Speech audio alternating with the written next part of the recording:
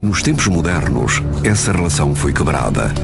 Sob o comando inglês e mais tarde jordano, o acesso dos judeus foi severamente restringido, até o exército israelita tomar o controle da Cidade Velha. Agora são os palestinianos que, encerrados na faixa de Gaza, não podem fazer aqui as suas orações, enquanto na margem ocidental são retidos durante horas nos postos de controlo até ao tempo das orações passar. Basta. Basta de sangue derramado. Basta de mortes. Basta de ódio. Pertencemos à mesma família. Adoramos o mesmo Deus.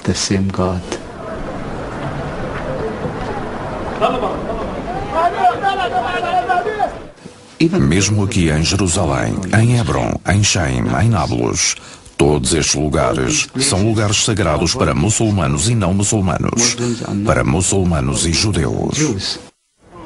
Margem ocidental da cidade de Hebron, o túmulo de Abraão, pai das nações árabe e judaica, através dos seus filhos Isaac e Ismael.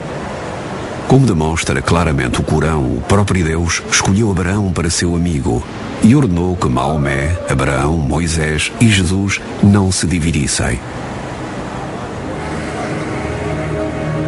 Mas Hebron, como qualquer cidade do mundo, está profundamente dividida.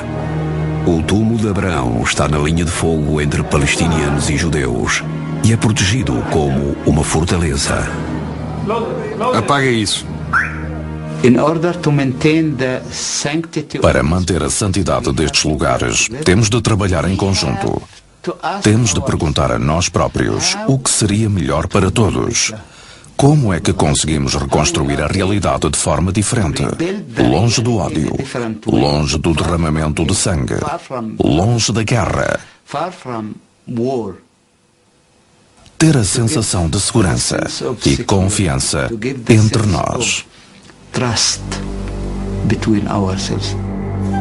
Quando a confiança e o respeito acabam, o núcleo duro de ambos os lados procura nos seus textos sagrados a resposta que precisam de ouvir. O Sheikh Hafez do Hamas foi eleito para representar Belém e afirma que 1/3 dos seus votos são provenientes de cristãos palestinianos. Os direitos precisam de um poder que os proteja, sobretudo quando a nossa terra e o nosso povo são atacados. Por vezes as flores precisam da proteção dos espinhos. A mensagem do Alcorão é clara. Se alguém te atacar, ataca-o da mesma forma. Se matarem as tuas mulheres, crianças e velhos, tal como têm feito nas nossas cidades, responderemos da mesma forma. Porém, o suicídio é explicitamente proibido no Corão. É verdade. Deus disse: não deves cometer suicídio, nem arrastar o infortúnio sobre ti. Por isso estamos proibidos de praticar suicídio. Se tivéssemos as mesmas armas do inimigo, não precisaríamos de recorrer a este método. Mas não temos. Por isso, esta é a nossa única opção. Este é o paradoxo do Corão. Por um lado, a mensagem constante de que a vida é sagrada. Versículo após versículo, o suicídio é explicitamente proibido. Não vos destruais. E, no entanto, o bombista suicida também cita o Corão quando diz que aqueles que morrem combatendo pela causa de Deus alcançam o martírio e recebem uma recompensa no paraíso. Mas será isto combater pela causa de Deus? E isto?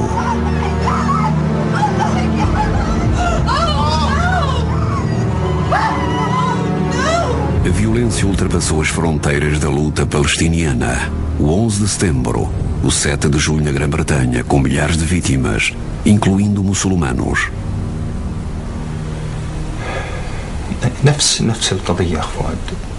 É a mesma questão.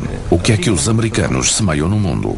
São culpados de grandes injustiças contra pessoas comuns. Atacam-nas. E o mesmo se passa com a Grã-Bretanha, que ocupou muitos países árabes e muçulmanos. Durante esse tempo, quantas pessoas foram mortas e executadas pela Grã-Bretanha?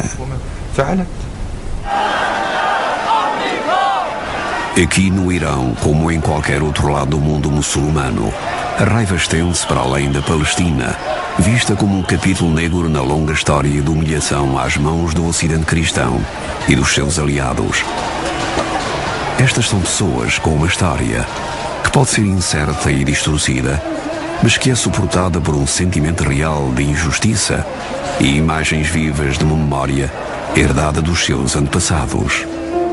É um lamento por séculos de declínio de poder e prestígio muçulmano, pelo qual o Ocidente cristão é responsável. Fala de um tempo em que as potências imperiais europeias dividiram o Médio Oriente entre si, impondo a lei, os valores e até o código de vestuário ocidental. É apontado como causa da falência económica e autocrática dos governos muçulmanos, com histórias de roubo de fortunas do petróleo e de presidentes e reis corruptos, desde o Shah do Irão a Saddam Hussein, sustentados pelo Ocidente contra a vontade do seu próprio povo, e que, como Saddam, sucumbiram quando já não eram necessários. E quando mais nos aproximamos do presente, a sua história torna-se cada vez mais difícil e penosa. Derrota após derrota, às mãos do Ocidente e dos seus aliados. O Afeganistão e, mais uma vez, o Iraque são os capítulos mais recentes.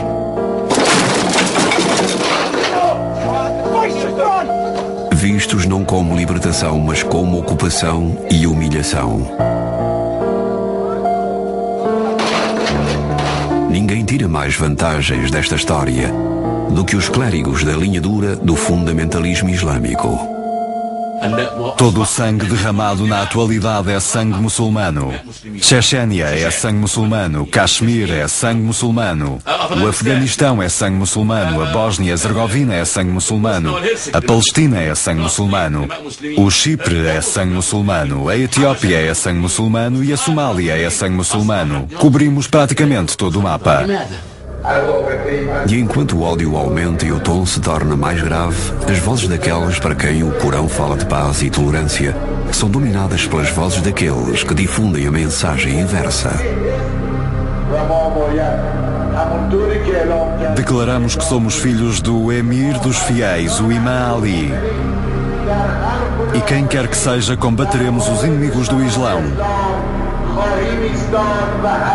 Jamais nos renderemos a esta gente detestável. Morta a América. Morta Israel. Morta a Grã-Bretanha. Meu Deus, cortai as mãos enfraquecidas da América e de Israel. Tornai a América, Israel e a Grã-Bretanha fracos. No entanto, para além de todo este discurso contra um inimigo exterior, sobressai um facto curioso. Houve inúmeros períodos em que mais muçulmanos morreram às mãos de outros muçulmanos do que às mãos de cristãos e judeus. Iraque 2005. Muçulmanos contra muçulmanos.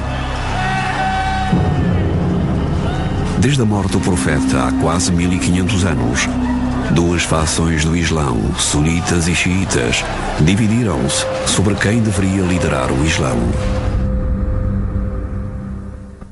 O Islão dividido. A diversidade de línguas e cores é, segundo as palavras do Corão, uma das maravilhas da criação.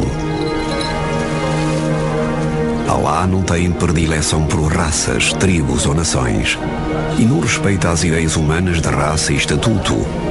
Para si, o melhor é o mais digno. Esta é uma mensagem que dá dignidade ao mais pobre dos trabalhadores ou camponês, que não precisa de padres ou rabis para interpretar a mensagem de Deus, porque, como diz o Corão, fizemo-o fácil de entender na vossa própria língua. Qualquer abrigo, campo ou esquina é um local adequado para a sua adoração, e ele está sempre próximo de nós, mais próximo, diz o Corão, do que a nossa veia jugular. E quando rezamos, sentimos que estamos mais próximos dele. A oração dá-nos uma sensação indescritível. Está para além da imaginação humana. Sentimos que estamos nas mãos de Deus, nas mãos de alguém que amamos. Não rezamos porque somos obrigados ou porque temos medo dele. Rezamos porque sentimos um amor imenso.